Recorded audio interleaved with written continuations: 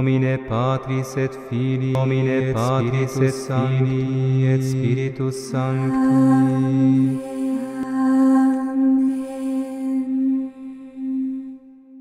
Cerero in Deum, Patrem omnipotente. Bien-aimés dans le Seigneur, shalom. Vous êtes très froid ce matin. Il fait très beau dehors, n'est-ce pas? Bien-aimés dans le Seigneur, shalom. Ça ne va pas toujours. On va remonter un peu encore. Bien-aimés dans le Seigneur, shalom. Maintenant, ça va. S'il y a un mot qui apparaît dans toutes les lectures d'aujourd'hui, c'est le mot souffrance. C'est le mot souffrance. Alors, je voudrais parler aujourd'hui de l'anatomie de la souffrance, mais on a beaucoup de choses dans la messe, on y reviendra une autre fois. Mais si nous regardons dans notre monde, le monde est plein de souffrances. Et quand je parle de souffrances, c'est les souffrances à tous les niveaux possibles. Il y a ceux qui ont des souffrances physiques, souffrances émotionnelles, souffrances relationnelles, souffrances économiques, souffrances spirituelles, familiales, étatiques et que sais-je encore. Et dans toutes ces souffrances que nous vivons, que nous menons, la question qu'on nous pose souvent est celle de savoir pourquoi Dieu qui est plein d'amour, pourquoi permet-il que les souffrances existent dans notre vie? Qui ne s'est jamais posé cette question? Ah, il y en a. Mais beaucoup de personnes se sont déjà posé cette question. Je me souviens, en 2018, je faisais un stage dans un hôpital, je faisais une formation clinique pastorale. Donc le matin, quand je viens, je regarde le docteur, les infirmières, et après je vais faire le tour de salle. Alors la veille, j'avais laissé à l'hôpital un jeune couple avec une dame qui était en souffrance. Alors elle a peiné, elle n'avait pas donné naissance. Alors le matin, quand je viens, je fais le même mouvement, j'arrive, je trouve qu'elle avait accouché, donné naissance. Mais l'enfant qui était né avait une maladie appelée l'androcéphalie. Vous êtes au courant de ça? Vous connaissez? Oui. Pour ceux qui ne connaissent pas, l'androcéphalie, c'est une maladie qui consiste à ce que l'enfant est né avec une quantité excessive d'eau dans le cerveau. Alors, ça faisait que la tête de l'enfant commençait à grandir, prendre des masses. Alors, j'étais là avec eux dans la chambre, dans la salle. Vous pouvez voir la souffrance dans les yeux des parents. Ils me posent la question de savoir, mais nous avons prié, nous avons demandé à Dieu cet enfant, monsieur l'abbé. Pourquoi Dieu permet que nous ayons notre enfant avec cette souffrance? J'étais encore étudiant. Qu'est-ce que je peux répondre là-bas? Ah, c'était dur. J'étais resté bouche bée. Bouche bée. Et des fois, nous manquons des réponses à vos souffrances. Nous manquons aussi des réponses à nos propres souffrances. Pourquoi Dieu permet-il tant de souffrances dans notre monde? Aujourd'hui, la première lecture essaie de répondre réellement à cette question-là, en nous disant ceci. Dieu n'a pas fait la mort, il ne se réjouit pas de voir mourir les êtres vivants. Ah!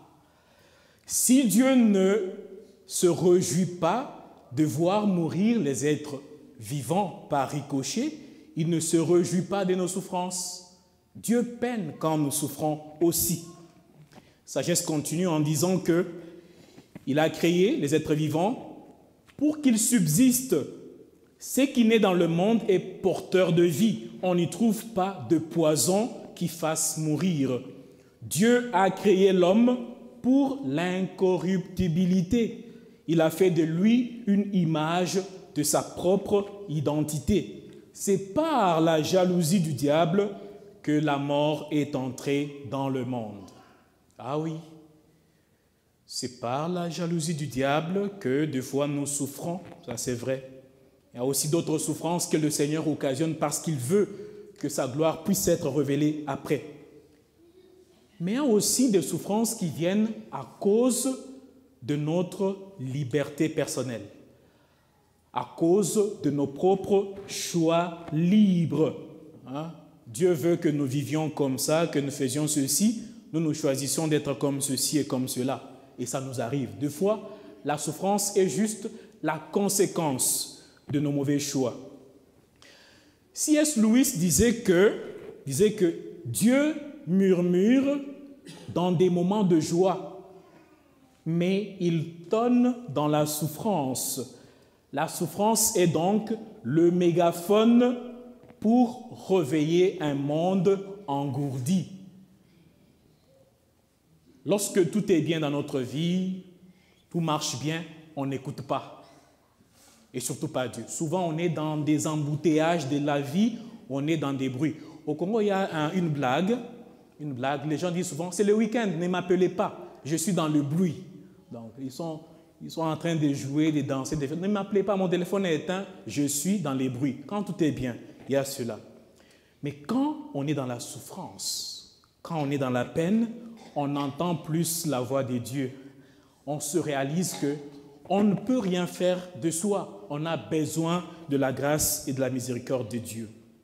Alors c'est ça. Dieu n'est pas auteur de notre souffrance.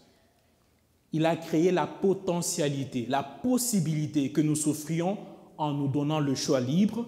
Et des fois, nos choix nous amènent à la souffrance. Alors, face à nos souffrances, il y a des attitudes que nous devons prendre.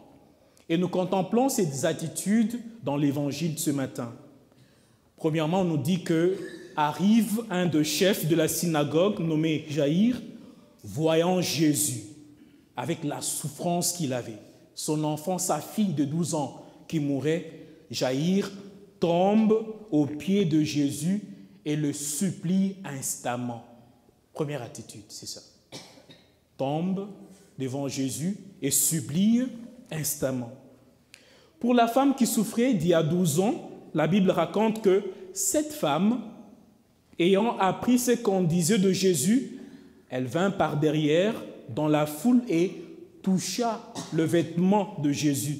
Elle se disait en effet, si je parviens à toucher seulement son vêtement, je serai sauvée. Mes frères, mes sœurs, la souffrance déplace les gens dans différentes directions.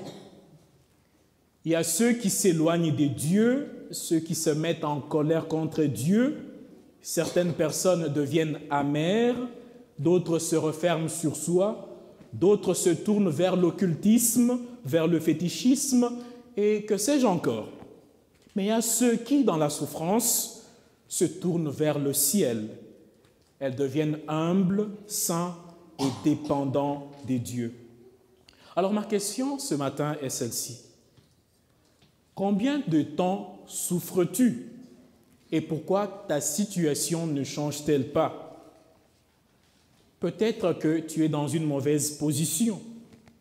Peut-être que tu n'as pas entendu que ta souffrance est comme un mégaphone par lequel le Seigneur te veut de retour dans la vie authentique avec lui.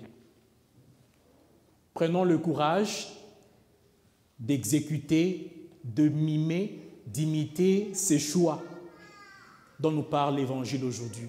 Le courage de revenir sincèrement vers le Seigneur et de fléchir devant lui. Prenons le courage de le toucher. Pas toucher le Seigneur de n'importe quelle façon. Parce qu'il y avait beaucoup de gens qui touchaient Jésus. Tous n'ont pas été guéris. Mais le toucher de façon qu'il puisse dégager de Jésus une force qui puisse nous libérer, qui puisse nous délivrer. C'est cela l'enseignement de ce matin. Alors prions dans cette messe. Premièrement, rendons grâce à Dieu pour 60 ans de vie entre Thérèse et Normand.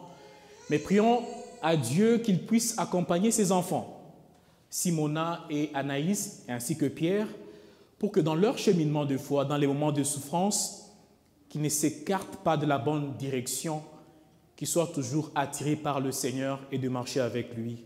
Amen.